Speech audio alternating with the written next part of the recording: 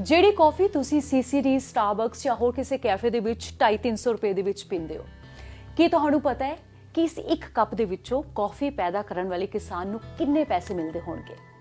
ਹੈਰਾਨ ਨਾ ਹੋਣਾ, ਮਹਿਜ਼ 1 ਰੁਪਈਆ। ਜੀ ਹਾਂ, ਤੁਸੀਂ ਸਹੀ ਸੁਣਿਆ, ਕਿਸਾਨ ਦੇ ਹਿੱਸੇ ਸਿਰਫ 1 ਰੁਪਈਆ ਆਉਂਦਾ ਹੈ।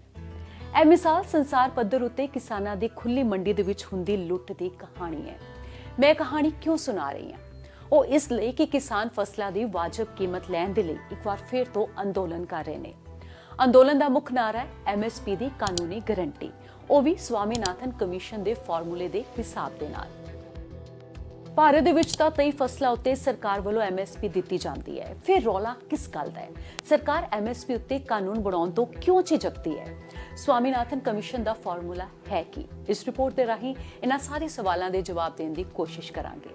ਮੈਂ ਹਾਂ ਤਨੀਸ਼ਾ ਚੌਹਾਨ ਤੇ ਸਵਾਗਤ ਹੈ ਤੁਹਾਡਾ BBC ਨਿਊਜ਼ ਪੰਜਾਬੀ ਤੇ। ਐਮਐਸਪੀ ਯਾਨੀ ਕਿ ਮਿਨੀਮਮ ਸਪੋਰਟ ਪ੍ਰਾਈਸ, ਜਿਸ ਨੂੰ ਅਸੀਂ ਪੰਜਾਬੀ ਦੇ ਵਿੱਚ ਘੱਟੋ ਘੱਟ ਸਮਰਥਨ ਮੁੱਲ ਕਹਿੰਦੇ ਹਾਂ। ਜਿਸ ਫਸਲ ਦੇ ਉੱਤੇ ਸਰਕਾਰ ਐਮਐਸਪੀ ਐਲਾਨਦੀ ਹੈ, ਉਸ ਤੋਂ ਘੱਟ ਕੀਮਤ ਤੇ ਮੰਡੀ ਜਾਂ ਮਾਰਕੀਟ ਦੇ ਵਿੱਚ ਫਸਲ ਦੀ ਵਿਕਰੀ ਨਹੀਂ ਹੋ ਸਕਦੀ। ਹੁਣ ਸਵਾਲ ਇਹ ਹੈ ਕਿ ਐਮਐਸਪੀ ਦੀ ਕਾਨੂੰਨੀ ਗਾਰੰਟੀ ਦੀ ਮੰਗ ਕਿਉਂ ਹੋ ਰਹੀ ਹੈ? ਸਰਕਾਰ ਕਈ ਫਸਲਾਂ ਦੇ ਉੱਤੇ ਐਮਐਸਪੀ ਦਾ ਐਲਾਨ ਹਰ ਸਾਲ ਕਰਦੀ ਹੈ, ਪਰ ਕਣਕ, ਝੋਨਾ ਅਤੇ ਕੁਝ ਇੱਕਾ-ਤੁੱਕਾ ਫਸਲਾਂ ਨੂੰ ਛੱਡ ਕੇ ਇਹ ਕਿਧਰੇ ਵੀ ਮਿਲਦੀ ਨਹੀਂ ਹੈ। ਸਰਕਾਰੀ ਅੰਕੜਿਆਂ ਦੇ ਮੁਤਾਬਕ ਐਮਐਸਪੀ ਦੇਸ਼ ਭਰ ਦੇ ਵਿੱਚ ਸਿਰਫ 6% ਕਿਸਾਨਾਂ ਨੂੰ ਹੀ ਮਿਲਦੀ ਹੈ। ਕਿਸਾਨਾਂ ਨੂੰ ਫਸਲਾਂ ਦੀ ਵਾਜਬ ਕੀਮਤ ਯਕੀਨੀ ਬਣਾਉਣ ਦੇ ਲਈ ਐਮਐਸਪੀ ਦੀ ਲੋੜ ਹੈ। ਉਵੇਂ ਫਸਲਾਂ ਦੀ ਐਮਐਸਪੀ ਦੇ ਉੱਤੇ ਖਰੀਦ ਲਾਜ਼ਮੀ ਕਰਵਾਉਣ ਦੇ ਲਈ ਕਾਨੂੰਨੀ ਗਾਰੰਟੀ ਦੀ ਲੋੜ ਹੈ। ਮਿਸਾਲ ਵਜੋਂ ਮੱਕੀ ਦਾ ਭਾਅ ਸਰਕਾਰ ਵੱਲੋਂ ਐਲਾਨਿਆ ਤਾਂ 1200 ਰੁਪਏ ਪ੍ਰਤੀ ਕੁਇੰਟਲ ਜਾਂਦਾ ਹੈ, ਪਰ ਨਿੱਜੀ ਖਰੀਦਦਾਰ ਚੁੱਕਦੇ ਨੇ 700 ਰੁਪਏ ਕੁਇੰਟਲ ਦੇ ਹਿਸਾਬ ਦੇ ਨਾਲ। ਬਿਹਾਰ ਵਰਗੇ ਸੂਬੇ ਜਿੱਥੇ ਕਣਕ, ਝੋਨੇ ਦੀ ਖਰੀਦ ਦੇ ਲਈ ਸਰਕਾਰੀ ਮੰਡੀਆਂ ਨਹੀਂ ਹਨ, ਉੱਥੋਂ ਦੇ ਕਿਸਾਨਾਂ ਨੂੰ ਪੰਜਾਬ ਤੋਂ ਹਰਿਆਣਾ ਦੇ ਕਿਸਾਨਾਂ ਨਾਲੋਂ ਪ੍ਰਤੀ ਕੁਇੰਟਲ 500-700 ਰੁਪਏ ਘੱਟ ਭਾਅ ਦੇ ਵਿੱਚ ਫਸਲ ਵੇਚਣੀ ਪੈਂਦੀ ਹੈ। ਸਰਕਾਰ ਚਾਹੇ ਤਾਂ ਕਦੇ ਵੀ ਐਮਐਸਪੀ ਦੇਣਾ ਬੰਦ ਕਰ ਸਕਦੀ ਹੈ, ਕਿਉਂਕਿ ਇਹ ਹਾਲੇ ਸਿਰਫ ਇੱਕ ਨੀਤੀ ਹੈ, ਕਾਨੂੰਨ ਨਹੀਂ।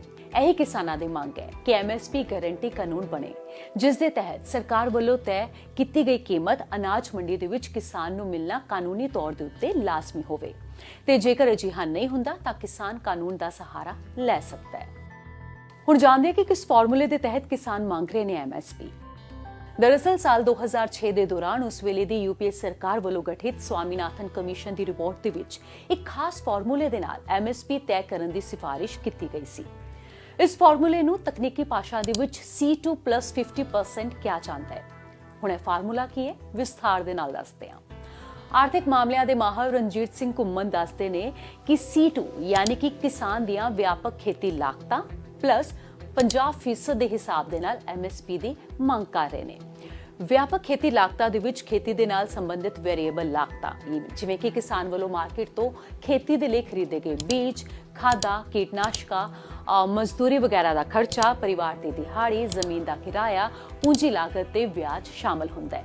ਇਹਨਾਂ ਵਿਆਪਕ ਖੇਤੀ ਲਾਗਤਾਂ ਦੇ ਵਿੱਚ 50% ਜੋੜ ਕੇ ਐਮਐਸਪੀ ਤੈਅ ਕੀਤੀ ਜਾਂਦੀ ਹੈ।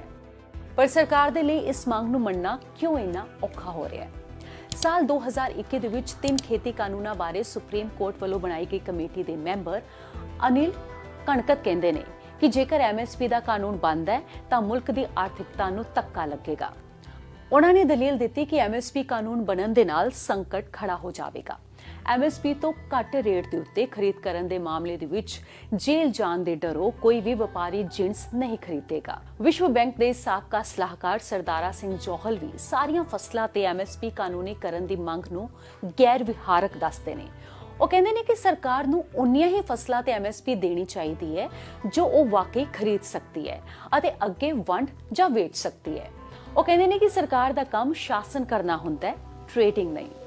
ਤਾਂ ਫਿਰ ਐਮਐਸਪੀ ਜ਼ਰੂਰੀ ਕਿਉਂ ਹੈ? ਖੁਰਾਕ ਸੁਰੱਖਿਆ ਮਾਹਰ ਦਵਿੰਦਰ ਸ਼ਰਮਾ ਮੰਨਦੇ ਨੇ ਕਿ ਪੂਰੀ ਦੁਨੀਆ ਦੇ ਵਿੱਚ ਖੇਤੀ ਗਹਿਰੇ ਸੰਕਟ ਦੇ ਵਿੱਚੋਂ ਗੁਜ਼ਰ ਰਹੀ ਹੈ। ਸਰਕਾਰਾਂ ਖੇਤੀ ਨੂੰ ਕਾਰਪੋਰੇਟਸ ਦੇ ਹਵਾਲੇ ਕਰ ਰਹੀਆਂ ਨੇ। ਅਮਰੀਕਾ ਵਰਗੇ ਮੁਲਕ ਦੇ ਵਿੱਚ ਕਿਸਾਨਾਂ ਦੀ ਗਿਣਤੀ ਜੇਲ੍ਹਾਂ ਦੇ ਵਿੱਚ ਬੰਦ ਕੈਦੀਆਂ ਤੋਂ ਵੀ ਘੱਟ ਰਹਿ ਗਈ ਹੈ। ਯੂਰਪ, ਹੋਰ ਪੱਛਮੀ ਮੁਲਕ ਅਤੇ ਵਿਕਸਿਤ ਮੁਲਕ ਕਿਸਾਨੀ ਦੇ ਨਾਂ ਦੇ ਉੱਤੇ ਅਰਬਾਂ ਖਰਬਾਂ ਦੀਆਂ ਸਬਸਿਡੀਆਂ ਦੇ ਰਹੇ ਨੇ, ਕਿਉਂਕਿ ਅਨਾਜ ਪੈਦਾ ਕਰਨਾ ਕਾਰੋਬਾਰ ਨਾਲੋਂ ਵੱਧ ਮਨੁੱਖੀ ਲੋੜ ਹੈ। ਇਹ ਮੁਲਕ ਦੀ ਖੁਰਾਕ ਦਾ ਮਸਲਾ ਹੈ। ਇਸ ਦੇ ਨਾਲ ਨਾਲ ਭਾਰਤ ਵਰਗੇ ਮੁਲਕ ਦੇ ਵਿੱਚ ਇਹ 80% ਆਬਾਦੀ ਦੀ ਆਰਥਿਕਤਾ ਦਾ ਮਸਲਾ ਵੀ ਹੈ। ਸਤੰਬਰ 2019 ਦੇ ਇੱਕ ਸਰਕਾਰੀ ਸਰਵੇ ਦੇ ਮੁਤਾਬਕ ਇੱਕ ਕਿਸਾਨ ਦੀ ਰੋਜ਼ਾਨਾ ਔਸਤ ਆਮਦਨ 27 ਰੁਪਏ ਹੈ। ਇਹ ਸਮੁੱਚੇ ਖੇਤੀ ਸੰਕਟ ਦਾ ਆਧਾਰ ਹੈ। ਭਾਰਤ ਦਾ ਕਿਸਾਨ ਹਰ ਸਾਲ 308 ਮਿਲੀਅਨ ਟਨ ਅਨਾਜ ਪੈਦਾ ਕਰਦਾ ਹੈ, 325 ਮਿਲੀਅਨ ਟਨ ਸਬਜ਼ੀਆਂ ਤੇ ਫਲ ਅਤੇ 204 ਮਿਲੀਅਨ ਟਨ ਦੁੱਧ ਪੈਦਾ ਕਰਦਾ ਹੈ। ਜਿਹੜਾ ਕਿਸਾਨ ਇੰਨੀ ਇਕਨੋਮਿਕ ਵੈਲਥ ਪੈਦਾ ਕਰਦਾ ਹੋਵੇ, ਉਸ ਦੀ 27 ਰੁਪਏ ਪ੍ਰਤੀ ਦਿਨ ਆਮਦਨ ਕਿਉਂ ਹੈ?